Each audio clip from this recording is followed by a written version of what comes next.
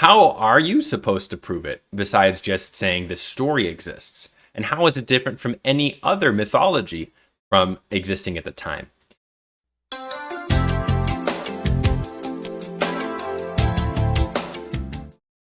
We get time and time again work of apologists to try and prove the likeliness of a resurrection event. And a timely video comes out today from Trent Horn saying that 3 pieces of evidence newly coming out over the last year or so add even more evidence to the truth of Christianity, to the resurrection and divinity of Jesus Christ. Now, I am one who does want to pursue truth, and I fully contend that if Christianity is true and Jesus really did rise from the dead, I would gladly accept, Jesus as my savior. I would gladly welcome in my heart. On the contingent, I think it's true.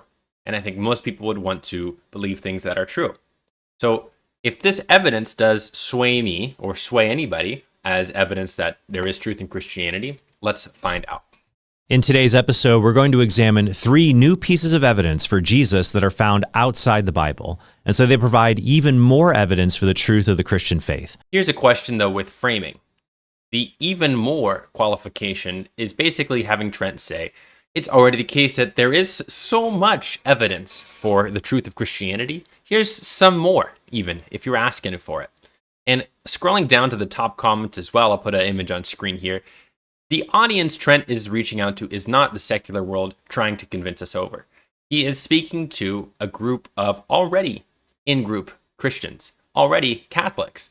And so the work he's doing is to maintain their belief. Number 1, a 3rd century inscription saying Jesus is God. This one got traction in several 2024 news articles describing an inscription from the year 230 calling Jesus God. Is that evidence that Jesus is God? 230 would be around 200 years after Jesus' death, crucifixion allegedly took place. So how much weight does it have that there was a Mosaic inscription that occurred 200 years after the fact that says Jesus is God? Let me draw a parallel. In 1823, Joseph Smith, prophet of the Latter-day Saints Church, allegedly found golden plates in New York with a New Testament of Jesus Christ. If I, as a third party, wrote on a mosaic or even a piece of paper, is the prophet of Jesus Christ, Mormonism is true. And archaeologists found that several thousand years later. Would that be any more evidence to the truth of Mormonism that I, somebody 200 years after an alleged religious event took place, said that it is true? Here's one news story about it. They carefully excavated the mosaic, hiding it securely in northern Israel, until flying it here for a first public appearance. The table is dedicated to the God Jesus Christ. Now, this phrase, God Jesus Christ, is in the 5th line of the inscription, and it is actually in a shortened form. So the letters that have the lines over them, it is actually a respectful way to write those words. Dr. Duke believes these early writings are some of the first to show belief in the deity of Jesus, with this inscription from a Christian woman identified as a Keptis that reads God Jesus Christ. The Megiddo mosaic is one he hopes will open up a world of possibilities for future discoveries. The Megiddo mosaic also shows images of loaves and fish, which refers to Jesus' miraculous feeding of the 5,000. Trent then goes on to move his attention from the secular non-believers into the in-group of Christians and talk about how this tradition of eating fish and bread is in line with what Catholics teach today. And so for the Christians who are not Catholics watching, you should really consider Catholicism is the tacit message here. He's trying to do 2 battles in one front, so to speak.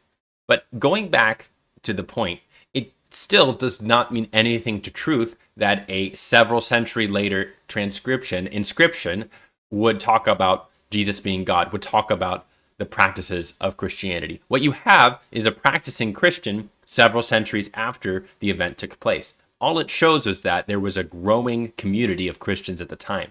It would be akin to, again, finding the remains of House of Mormons several millennia later from today. And there are Mormons today. And you take apart the walls of their house and say, look, they had pictures, paintings up of different Mormon beliefs. There was this Mormon church that we found from 200 years after the fact. This is not evidence for Jesus's resurrection or the truth of Christianity. Number 2, Jesus' tomb is a garden tomb. John 19:41 says, "Now in the place where he was crucified there was a garden, and in the garden a new tomb where no one had ever been laid." The evidence Trent is about to point to is a tomb where Jesus had allegedly been laid, was found out with archaeological evidence that it was, in fact, originally a garden, which is just what the gospel says. Does this show to be evidence or to be a non sequitur?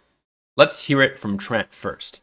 My previous episode on the 2 tombs of Jesus, linked below, I talk about the so-called Garden Tomb of Jerusalem. It's popular with Protestants because it lacks the Catholic and Orthodox elements that you find in the Church of the Holy Sepulchre. But this Protestant tomb of Jesus also has no good historical claim to being Jesus' actual tomb. Oh, I forgot to mention, or that there even was a tomb. It's not even proven from an archaeological perspective that there was a tomb. The addition of the tomb, I've talked about in previous videos, is something that came in later revisions of the Gospels. And again, there are no third-party sources talking about the tomb of Jesus, except some from a century later. So it's possible that Jesus was, like some scholars say, thrown into a group burial. If there was a tomb, it's not even necessarily going to be this tomb. As Trent says himself, it's not even decided within the Christian community which of these tombs is Jesus' tomb.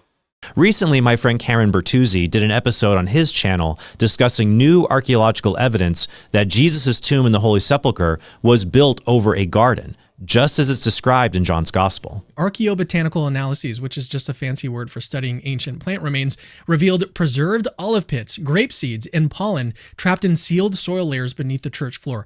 And these weren't just like random seeds scattered about. They were actually neatly organized into terraced planting beds lined by low stone walls. Exactly what you'd expect to see in a cultivated garden from the 1st century. As if that weren't enough, researchers also uncovered several rock-cut tombs carved directly into the bedrock. And these weren't just caves formed by nature, they were purposefully hand-chiseled chambers dating precisely to the era around Jesus' crucifixion. Again, just as the Gospels describe. Researchers have also found animal bones, pottery, structural traces that align with the idea of it being a quarry, then a garden, then a burial site. Well, that's what these archaeologists find, and that's what, of course, Christians are touting. The relation to the gospel, however, is dubious. Of course, as they so proudly state, John says that in the place where he's crucified, there was a garden, and the garden a new tomb. So archaeologists then argue that this discovery supports the John description reflecting a real setting. But here's a limitation. There's no direct proof that this was Jesus' tomb, or that Jesus resurrected. This is evidence of an environment existing, but none of these alleged events occurring. It shows that gardens existed, but doesn't confirm that Jesus was buried there. Trent says it himself too. There are 2 potential tombs of Jesus Christ.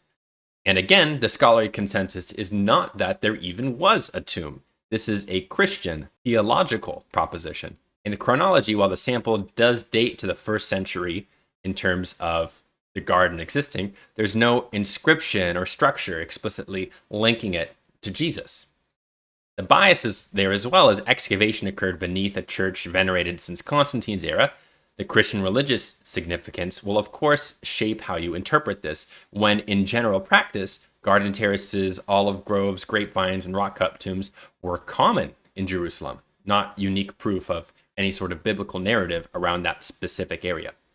So, in summary, there's clear archaeological evidence that the locale of the Holy Sepulchre was transitioned from quarry to garden in the 1st century, which does tentatively match the John garden reference, but the evidence truly only speaks to how the land was used, not to the description of John actually being true, or to, of course, any of the actual events.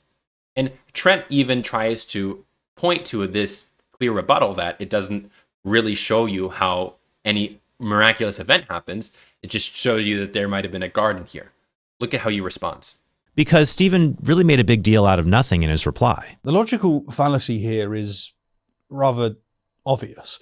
Cameron's essentially arguing that the gospel says someone was buried in a rock-cut tomb outside the city walls. We found rock-cut tombs outside of the city walls. Therefore, the gospel account is historically accurate. Again, by using this logic, archaeologists discovering Troy, as described in Homer's Iliad, would prove that Achilles was actually the son of a goddess. This should be obvious, and I'm going to go out on a limb and say that it is obvious to most Christians, surely.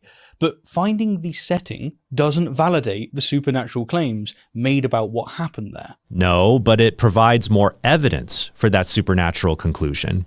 There is no way to directly prove a miracle like the resurrection or Christ's ascension through archaeology. But historical sciences do provide empirical facts that can lead to a supernatural conclusion. Did you catch the insanity of Trent's response? He says that you can't even use archaeology to prove a resurrection happened. So then, how are you supposed to prove it besides just saying this story exists? And how is it different from any other mythology from existing at the time? Saying, too, that we can find evidence around the events that archaeology can prove, i.e., the more and more truth we find that the events described in the gospel happened, the more likely it is true that Christianity happened, is equally absurd. Because you can take the same setting of New York and find as much archaeological evidence as you want for the apartment that Batman, I'm so bad with superheroes, of there being a place called New York City, of there being a particular apartment that Spider-Man lived in, but is more and more and more evidence around the location of New York, more evidence of the truth of the Spider-Man story. Let me take a different analogy too, because the Spider-Man one is a little tried. Perhaps archaeologists in Britain uncover a large circular stone foundation in Cornwall, dating to the 5th and 6th centuries, roughly the supposed time of King Arthur, right? And they also find charred wood remains suggesting a wooden structure once stood there, animal bones and pottery indicating banquets or gatherings, even a ceremonial sword fragment nearby suggesting a warrior class presence. And so you could say in a headline from a pro-King Arthur news outlet that archaeological evidence found for King Arthur's Round Table. But what does this actually prove? It proves that a circular table-like structure shows round banquet halls probably existed. It shows that the sword and pottery show military and feasting culture. And it shows that there might have been animals in this area as well. But none of it confirms King Arthur existed, let alone had a round table there. None of it even has King Arthur's name in it. This is a complete non sequitur. Just like finding grape seeds and terraces show that there was a garden, doesn't show that this is the garden of the tomb of Jesus. The evidence that Trent is talking about shows a setting where such a story could be imagined, not that the story actually did happen there. To say otherwise would be confusing the cultural echoes with actual historical confirmation. You can use my analogy from the previous example with Mormonism, or my example with Spider-Man, or my example with King Arthur. They're all equally valid claims to saying that this is the actual tomb of Jesus, and that the truth of Christianity is any more likely. Number 3, a new defense of Josephus' testimony about Jesus. Some people ask me if there's evidence for Jesus outside the Bible, and there is. But even if there weren't, the Bible is not an invalid source. On this point, does that mean the Bible, though, is always a valid source? You still need, especially with historical and archaeological evidence, multiple different points, multiple different parties corroborating a same sort of idea. If you don't have that, that doesn't mean it's valid because it's valid in other areas. Maybe some biblical events talk about stories of the time or things that actually existed, but if there's no third-party evidence to suggest that they actually happened, then it's more likely it's a myth. And this is the reason that Jesus mythicists even exist, because there's so little writings of Jesus around the alleged time he lived. All of the writings of Jesus in Christianity comes centuries after the fact. It's like many other ancient documents, and so it can be used to demonstrate truths about the ancient world. That said, there are some early non-Christian witnesses to Jesus. One of them is Flavius Josephus. Flavius Josephus, even if he did write about Jesus, would not have been a witness to Jesus. He lived a century after the fact. Jewish historian employed by the Romans who wrote a history of the Jewish war against Rome and a history of the Jewish people called the Antiquities, where Josephus says this: "About this time there lived Jesus, a wise man, if indeed one ought to call him a man. For he was one who performed surprising deeds, and was a teacher of such people as accept the truth gladly. Most scholars believe Josephus did refer to Jesus, but that this passage has been subject to Christian revisions over time. That's because Josephus was an unconverted Jew, so he would never have said Jesus was the Messiah or the Christ. Origen even says in his commentary on Matthew that Josephus did not accept Jesus as Christ. The reference of Jesus rising on the third day would also be out of place for an unconverted Jew. But scholars don't think the entire passage is a forgery, because there are other phrases that make it unlikely a Christian invented the whole thing, which itself would also be unheard of because Christians did not alter Josephus anywhere else, nor did they alter the first century text of the Jew Philo, who discussed ideas relevant to Christianity, but never mentions Jesus. It's a bad analogy to say Christians didn't edit Philo when they don't talk about Jesus. Just because they talk about ideas around Christianity, it wouldn't follow that Christians must have doctored then all first century writers relating to anything about Christianity at the time. I don't think that they could have had Google alerts to find out who is writing where in the ancient world about things adjacent to Christianity. Furthermore, it's completely plausible that Christians only would have edited the parts where Josephus does talk about Jesus. Right? If you're looking to doctor a document to make it support your claim of your religion, then maybe you would doctor as little as possible. Maybe you would doctor just the points that talk about Jesus. I think it's completely plausible. Well, the passage in Josephus calls Jesus a wise man, which is not a Christian description of Jesus because it makes it sound like Jesus was merely a man. Likewise, Josephus says that Christians belong to a tribe, but Christians did not describe themselves in this way. The point about this passage, as far as I read, it could just be a person describing the beliefs of another group, forged or not. And it's completely plausible that Christians forging it to give another sort of layer of evidence for their own beliefs would have made it forged in such a way that this person would still be a Jewish unconvert, as Trent says. And so they would use intentionally neutral language to hide the forgery. Either way, it does not verify that this literally happened. Why then would Josephus write down believing that this man Jesus actually existed and came to life, but still remain as a Jewish person? It doesn't follow. Regardless, these 3 points of evidence, well, evidence is doing a lot of hard work, I would say. The first example with the mosaic and the second example with the archaeological finds of the burial site, neither of which actually point to Jesus directly. They both just point to either believers of Jesus centuries later or an existence of a garden. It does not point to any sort of truth of Christianity. And with the writing of Josephus, Josephus also did not live during the time of Jesus. He at earliest was born around 37 AD, which would have been after Jesus' life. So he couldn't have seen Jesus directly. He could have at best been describing the beliefs of second generation Christians, as Trent says himself. And nothing about his writings talks about him having witnessed Jesus himself. It would be like me writing about the life of Ronald Reagan. I'm 30, by the way, and I wouldn't have lived during Ronald Reagan's life at any time I could write seriously about it. The whole point of Trent's video is to say there are 3 points of evidence, give them out as content for the Christian believing audience to continue to consume, and also put in some little levers and switches here to try and get people on the fence to jump in, people thinking about Christianity versus Catholicism and move over to Catholicism. But when you actually try and find the truth to these claims, none of them actually point to Christianity being true. So thank you so much for watching.